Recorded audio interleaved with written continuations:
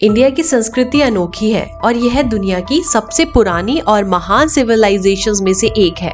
भारत ने अपनी आज़ादी के बाद से ही सामाजिक और आर्थिक प्रगति हासिल की है। नॉर्दर्न और ईस्टर्न हेमिस्फीयर के बीच में सिचुएटेड इंडिया का मेनलैंड इन लैटिट्यूड्स और इन लॉन्गिट्यूड्स के बीच में फैला हुआ है।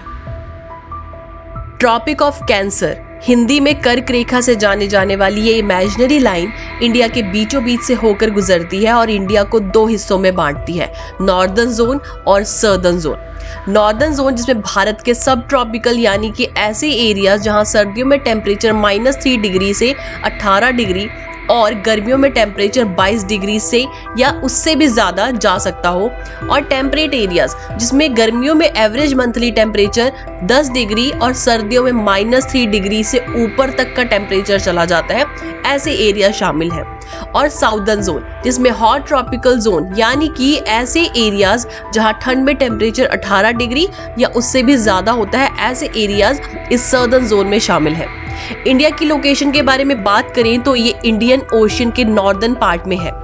इंडिया वेस्ट से अरेबियन सी और ईस्ट से बे ऑफ बंगाल से घिरा हुआ है।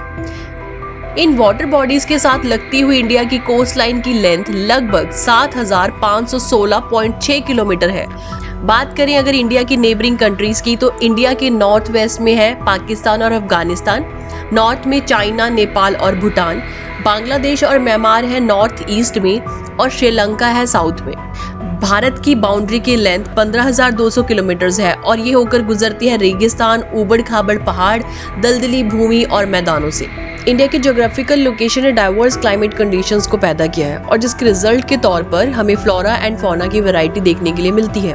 फ्लोरा टर्म का यूज किया जाता है पेड़ पौधों के लाइफ के लिए जो कि एक पर्टिकुलर रीजन और पर्टिकुलर टाइम पे ही होते हैं, और फौना टर्म का यूज किया जाता है एनिमल्स की लाइफ के लिए।